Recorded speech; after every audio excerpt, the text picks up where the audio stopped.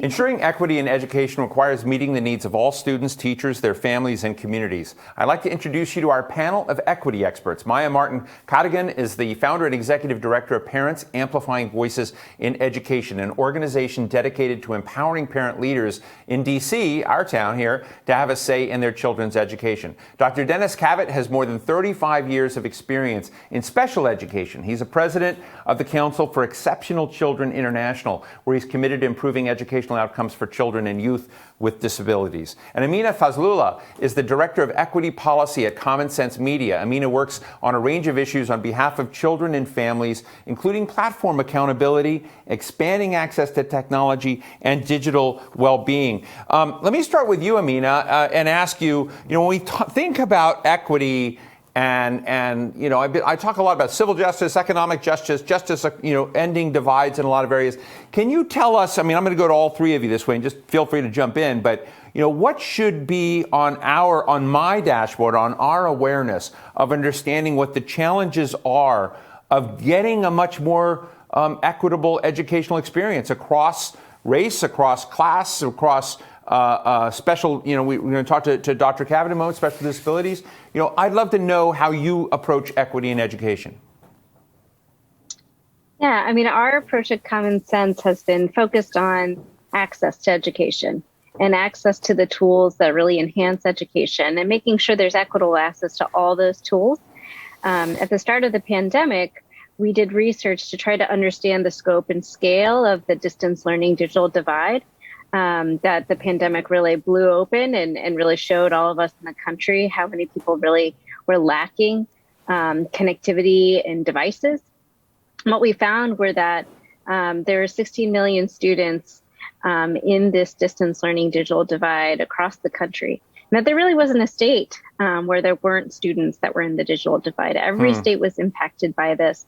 And that there were a number of teachers that were also in this distance learning digital divide. And so, our perspective is that basic resources that really enhance and support access to education need to be equitably available throughout the country if you want to ensure real access to equitable education. Dr. Cavitt, when you work in the exceptional children area, and one of the things that I've been focusing on when we did this is we were looking at the question of schools open, not open, how we live in this is, and I don't know the answer to this, but I heard that the impact on children of special needs has been extraordinarily hard in these times. Can you give us a sense of what that world looks like, what these families are dealing with, whether you see any light at the end of the tunnel for them? I think you're muted, Dr. Cavitt. I think you're muted. Dr. Cavitt is, oh, there we go. Can you hear me now? Yes, now, okay. Yes, thank you. Okay, thank you. Sorry about that. My students end up being muted half the time, so and then I'm muted. Hopefully we're seeing a light at the end of the tunnel. The accessibility to the devices and the online is a huge issue, but then we take into consideration students that learn completely different than the typical student, right, that is going to struggle left and right with by just taking and putting something online is not going to do it, because you're going to have to teach the student how to input the information in and then how to retrieve the information to use it in their future life. And that becomes a difficult task. It's not as difficult with the higher incidence disabilities like learning disability, attention deficit disorder, those kind of things. But with the kids with the significant disabilities and needing the related services of occupational therapy and music therapy and all the different related services that'll help them be successful. How do you implement that in an online environment when it's got to be a hands-on interactive process? So are you beginning to see the pieces come together now Are online tools coming on? Or, I'm going to jump to Maya in just a moment, but I think the broad picture is, I understand it's difficult and tough. The question is there a path to beginning to get that student who learns very differently what he or she needs in this environment we're in? Well, it's been kind of an amazing experience. Teachers, our organization, the Council for Exceptional Children, has seen an increase in professional development strategies and opportunities for teachers and parents and service providers, where we provide them the opportunities to learn how to implement these the IEPs for their students at home. And yes, we're starting to see some of this come on, and the innovations have been amazing. And we've got to continue, because I don't think we're going to see us go back to what we typically had seen in the past. I think things have changed. Thank you. Maya Cadogan, excuse me. I know that you have been interfacing with another part we have hardly discussed today, which are parents, right? I mentioned parents when we were discussing Randy Weingarten and kind of, part of the broad array of dimensions of education. Sometimes we just talk about the school as like a little box and a teacher, but there are a lot of other dimensions here. And as you look at the question of equity in education, as you look at some of the barriers that need to be knocked down, I'm going to be honest with you. Sometimes I see parents engaged and sometimes I don't. So how are you changing that picture? Yeah, thanks for that great question, Steve. So I think one of the things that we really prioritize and think is important at PAVE is thinking about equity of voice. Oftentimes when we are thinking about policy making, we are often talking to the same leaders over and over again. And sometimes those are not the same people who are being impacted by the work on the ground. And there's a core organizing principle that we operate by at PAVE. The people closest to the pain should be closest to the power.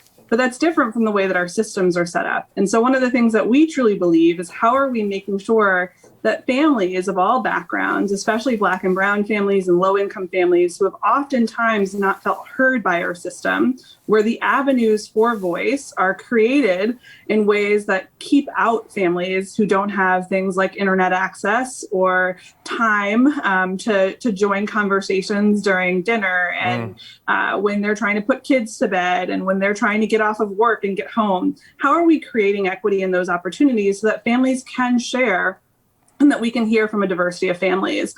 And when we do it that way, what we've learned is that all families want the same thing for their children. It's just that we often haven't created the spaces for all families to be able to engage. And I think we forget that we always talk about, as Hamilton says, the room where it happens. But a lot of policy is actually baked in the room before the room where it happens. And by the time we invite in families and communities, we've already made decisions about the way that policy should look. And so we flip that on its head at PAVE. We actually ask families, and we work with mostly Black and brown families and mostly families who are low or middle income, to say, what do you imagine for our education system? And their policy solutions sometimes mirror what the system itself is saying, but sometimes they're different. And oftentimes they highlight needs and concerns that system leaders haven't thought about, because oftentimes they're not in the experience of many of our families.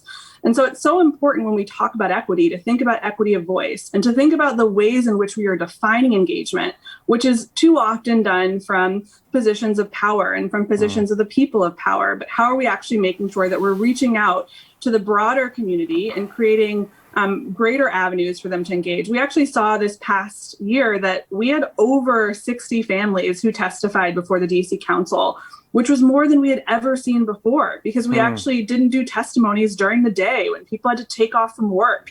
And for families who work hourly wages, that's really hard and difficult, because that means you're not getting paid. And so there are many times structural ways that we create avenues for engagement that keep out certain families. And that when we talk about who's engaging, we've created those structures to benefit the people who have the most privilege and power in our system. And so if we're thinking about equity for families, we need to rethink the way that we think about voice. I just want to mention to folks that PAVE, which we mentioned, is Parents Amplifying Voices in Education, so that people can go look more into what Maya's doing. we never have enough time for the conversations I love most, but I want to ask each of you real quick. And Amina, I know that you think a lot about the digital divide. We're going to have Jessica Rosenworcel on shortly, who is the acting chairperson of the Federal Communications Commission. Jessica, for my audience who doesn't know, has really one of the key architects of the E-rate program, has really thought about how we get devices and connectivity to students in education. And there's still a lot of gaps out there. We talk about the digital divide. There's still a lot of people in this country that don't have those connections. I've been talking about it for 20 years. I can't believe it's still not fixed. But I would just love to kind of get a sense from you, just thinking, Jessica's going to be here, but from your perspective, as we kind of go around the corner here, what are the parts, as we have a policy audience listening, do you think of the blind spots when we think about the digital divide, connectivity, what digital tools can be brought to these challenges? I just love to get a list of your blind spots that the policy community should hear. Yeah. Well, first, I think it's just making sure that we understand that the digital divide and the homework gap are persistent problems. Just having an access to one laptop, for a year or, a month of service for families who are struggling and have been in the digital divide. This is largely related to poverty, where it's related to a lack of infrastructure in communities that have been left behind by deployment of high quality and robust infrastructure. So understanding that this is a persistent issue and that the commitment from the federal government and state government needs to be long term is really important. And I'm really hopeful and excited to hear that there's a possibility for some short term relief that's coming to all the schools and states that have been laboring during the pandemic to connect their students. So, we expect to see hopefully around $7 billion in funding that would flow through the E-rate program as relief for schools and libraries that have been working to close the homework gap during the pandemic. And that's really exciting news. And also there's the $3.2 billion in funding that have been set aside for the Emergency Broadband Benefit Program, which I know that the FCC has been working hard to get out the door. Both of those are initiatives that are short term, but I think if the federal government were to turn the page and actually offer a long-term commitment to these types of solutions to keep the homework gap and the digital divide closed, that would be really critical. Thank you. Dennis, can you kind of shape out for us the exceptional children dimension of digital connectivity and what we can be smarter about?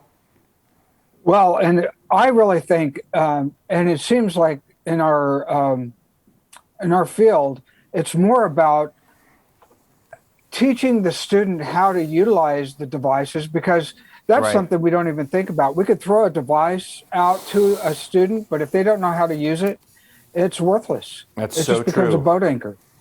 And so we've got to be very strategic about when we give off a device, we have to teach the student how to use it appropriately in a way that they could be successful.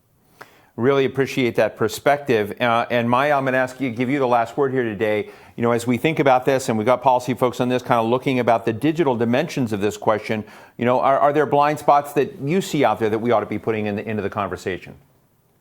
Absolutely, Steve. One of the things that I think is important is, being a student of policy myself, policy, the success of it does not rest in the creation of great policy solutions. It's rests in the implementation. And the digital divide is a great example of that.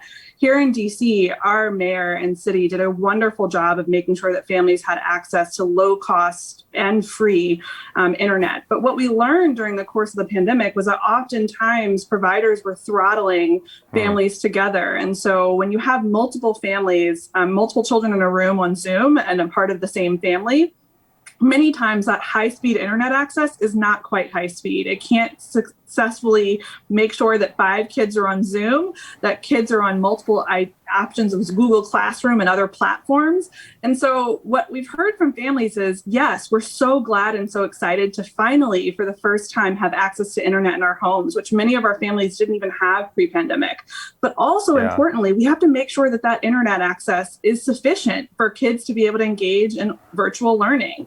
And so oftentimes I think because we're not constantly talking to the people on the ground, as policymakers, we think, yay, I've solved it. I figured out the problem and identified a solution, but it actually rests in the implementation of that solution, and that we need to keep talking to people to make sure that even when we create a solution, that solution works for everyone, and that solution doesn't leave anybody behind, and that solution actually is making sure that families have the type of digital access that they need, not just for the pandemic, but for the long term.